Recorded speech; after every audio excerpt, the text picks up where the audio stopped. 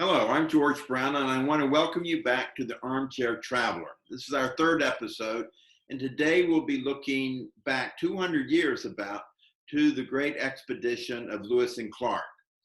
If you were with me for one of my earlier presentations, I said that for armchair traveling, you need several things. You need a good armchair, and I hope you have one by now and are enjoying your own armchair travel experiences. And then we need resources, tools. And the two I mentioned were books and the internet. And for this, our armchair experience today, I really relied on this book, Undaunted Courage by Stephen Ambrose. It was written a while back, but I find it to be a very readable and I think very well documented history, but it's more than a history, it's a story of the Lewis and Clark expedition and the day in which they were traveling. And I supplemented that with some internet research of my own. And what I learned is that if we're going to look at Lewis and Clark, we have to begin with Thomas Jefferson. Thomas Jefferson, after all, was the president we know at the time of the purchase of Louisiana, the Louisiana Purchase. But what you may not be aware is that Jefferson was an early proponent of westward expansion all the way to the Pacific Ocean. He had a vision that someday the United States would be from sea to shining sea. And so he's always looking for ways to promote that and expand the U.S. westward. And there are several things that happened around the time of the Louisiana Purchase that really laid the groundwork for the Lewis and Clark expedition. To start with, in the late 1790s, you had two events out west.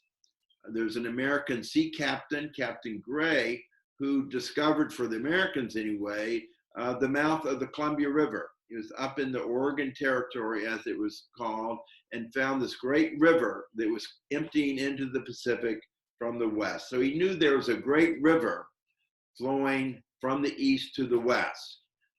He didn't explore it, so didn't know the direction or how far east it went.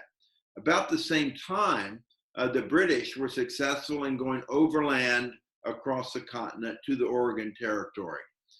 And so Jefferson knew two things. He knew that there was a river that might connect with the Missouri somehow, and he knew that the British were already in that area, and he didn't want to be too far behind in being able to lay claim to that part of the western side of North America.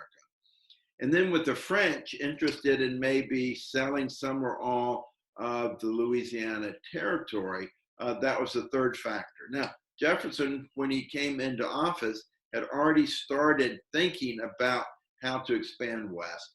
And with the French, he was hoping that they would at least be able to get ownership of New Orleans. He was very surprised and delighted that the negotiations actually led to the purchase of the entire Louisiana Territory. And so this set up then the opportunity for the Lewis and Clark expedition. Let's take a look at the map purchase. So you see here what a huge chunk of land Louisiana was in 1803. The United States pretty much occupied the eastern part of the continent, south of Canada and north of Florida, which was still controlled by the Spanish, but this huge area. And so Jefferson then, with this in hand, particularly interested in the possibility of making it over to the Oregon Territory.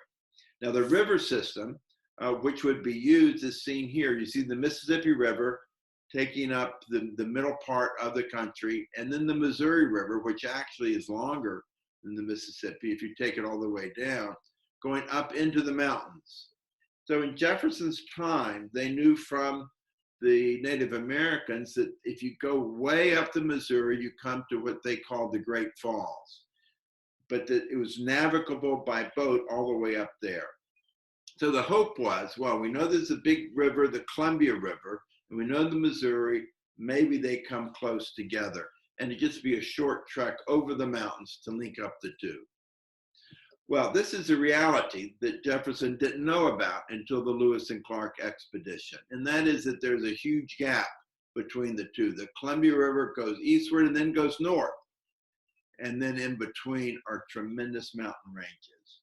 But without that knowledge, the concept, the theory that you might be able to go by boat all the way over, except for a short traverse over the mountains, was not unrealistic. And so with that in mind, Jefferson set about putting together an expedition that would explore the interior of the continent for the first time. And he chose to lead that a protege, really, Meriwether Lewis, a young man, a fellow Virginian, an Army officer who was presently serving as Jefferson's personal secretary. So he knew him well. And he asked him to lead a delegation that would be, on one hand, a military expedition, but also would be a scientific expedition. And so it would have these two goals. It would be military, but the main emphasis was to be the scientific exploration, with the hope that the military would not come into play at all. Jefferson's idea would be led by Lewis, but Lewis wanted to have his friend William Clark accompany him as a co-leader. So from Lewis's mind, it was always co-led.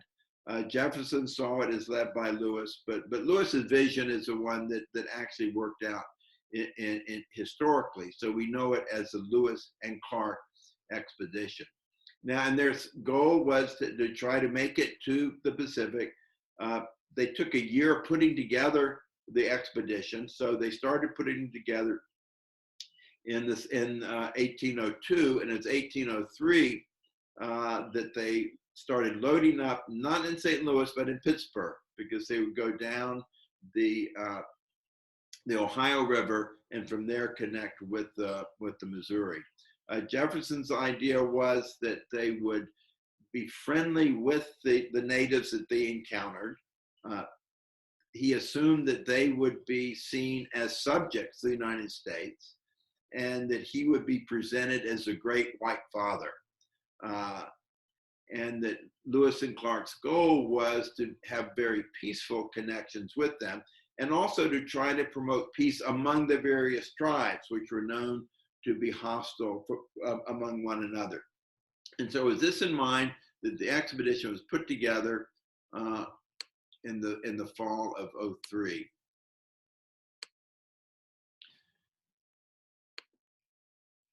So Meriwether Lewis and William Clark, and the Corps of Discovery, the name of the expedition, showing that it was seen as a military expedition.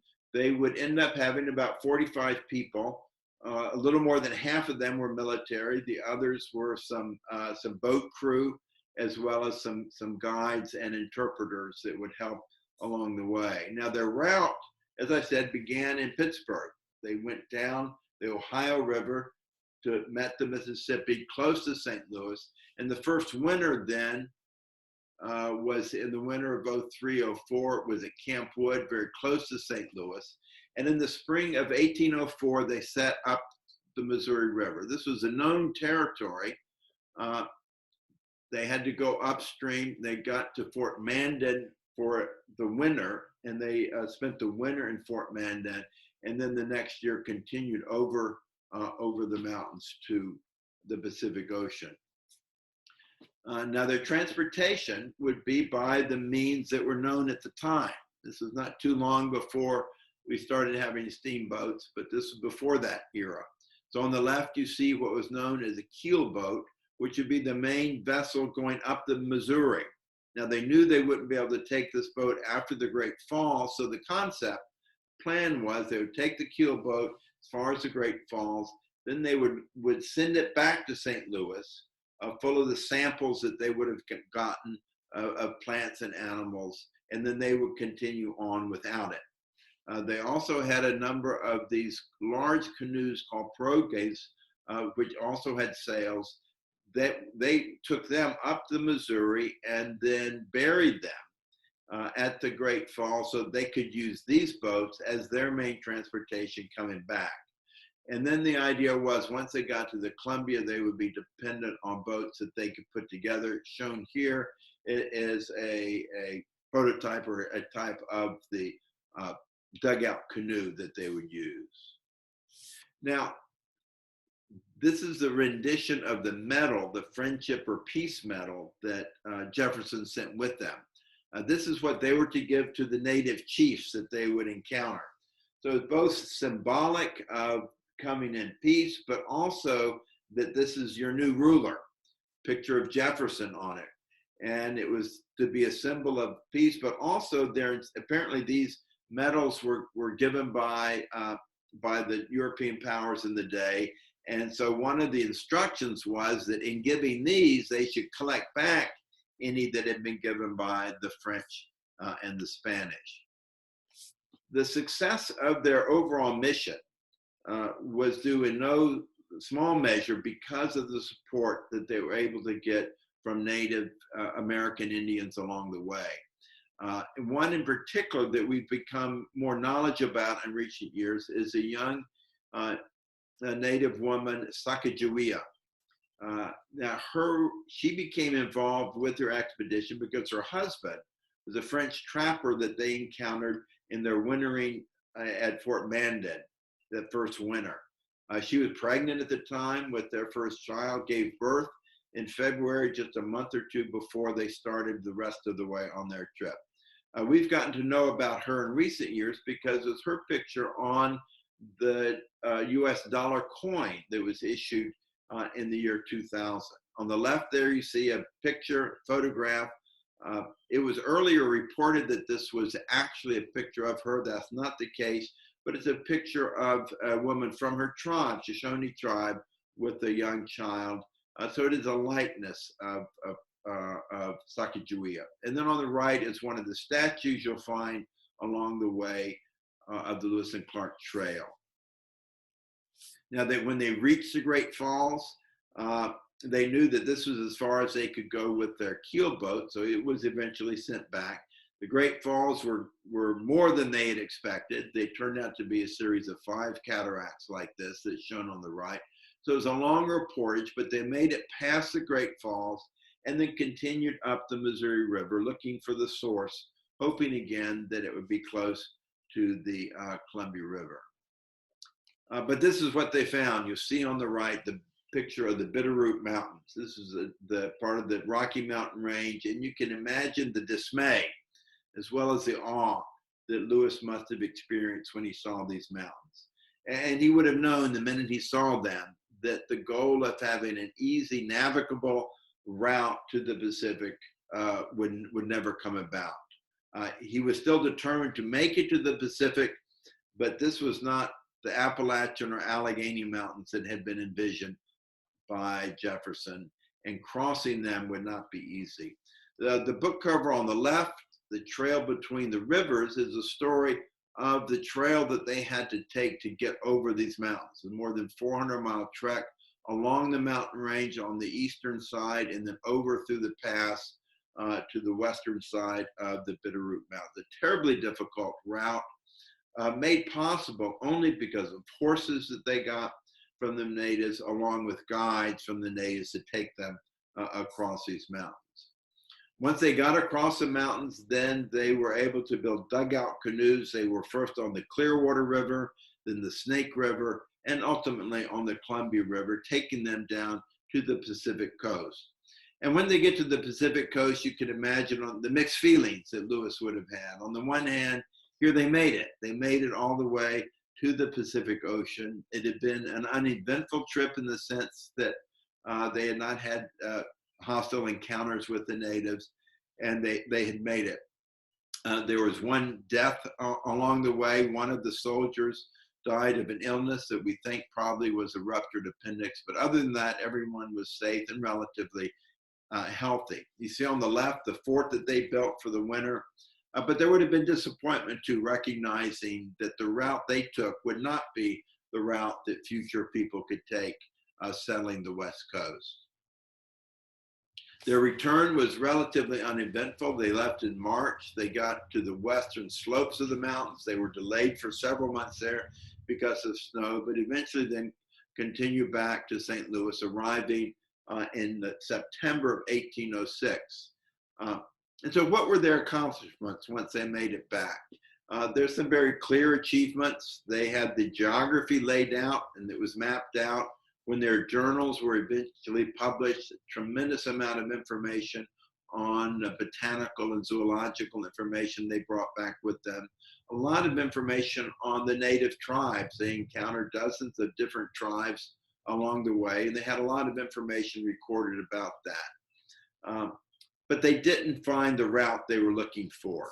Now, we know historically that the Oregon Territory eventually was settled by Americans, but it's over what we refer to as the Oregon Trail. And you can see here that it took a much different route, whereas Lewis and Clark went through the north and ran into the mountains. The eventual overland route was not by river, but was by land, going through the prairies and south of the big mountains, through the pass and getting to Oregon without having to traverse them.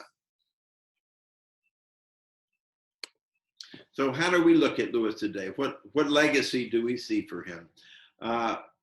You know, when he got back, he was celebrated as someone who had done a great job. Jefferson was delighted to see him. Jefferson was looking forward very much to the publication of his journals, and that got delayed. And that was something that was discouraging for Jefferson, because Lewis did not show the enthusiasm for getting that done. And Lewis himself had a disappointing time after he returned.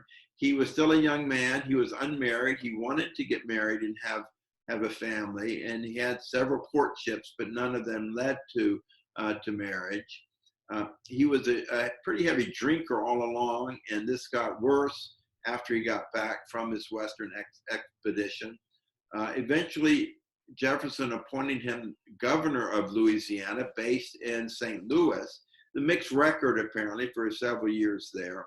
But his health decline, continued to decline, and his physical health, but also mental health. He was what they would call melancholy. We would call it depression, I guess. And in the fall of 1809, he heads back east.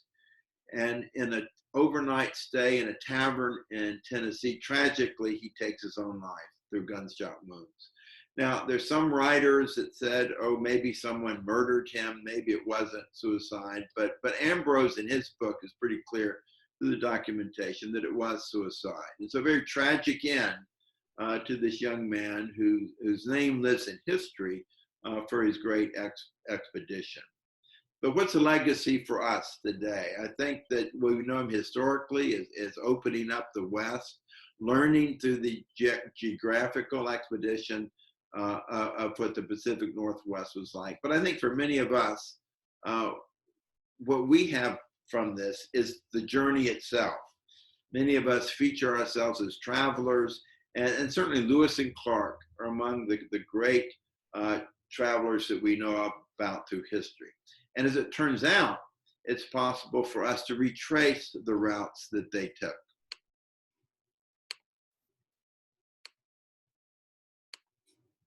So there is what's called the Lewis and Clark National Historic Trail. It's a network of trails, over 3,000 miles, highway along the river that you can follow. There's an auto route that you can find on the internet. It's a combination of local, state, and national historic monuments and trails, a lot of museums, artifacts, telling about, not just about their travel, but about the territory as they traversed it, telling about the natives and all of that. So it is possible to do this. If you want to do the whole thing, Road Scholar, the travel organization that I'm sure many of you are familiar with, you can take an 18-day trek by bus. It's a long time to be on the bus, but you can go from St. Louis, follow their route along the river, through the mountains, all the way to the Pacific coast. But you don't have to do the whole thing. Another route that's appealing to me, I haven't done it, but I think I'd like to do it, is to go by riverboat from Astoria at the Pacific, up the Columbia River to the Snake River, all the way to Idaho, and then you can fly back home from Spokane. I think that would be a great trip. Another would be to vary a little from Lewis and Clark, not sticking so narrowly to their expedition, but to do the parks along the mountains. You could fly into Spokane and then cover Glacier National Park, Yellowstone, Grand Teton National Park, before leaving from Salt Lake City.